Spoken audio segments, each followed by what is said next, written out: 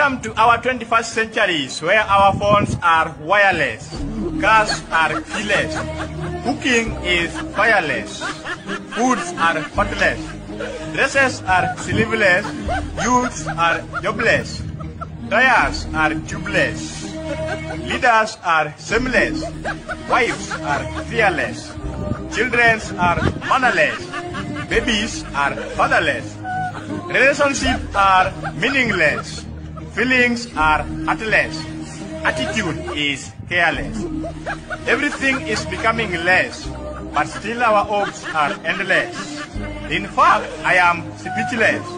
If you don't share the video, the message is worthless.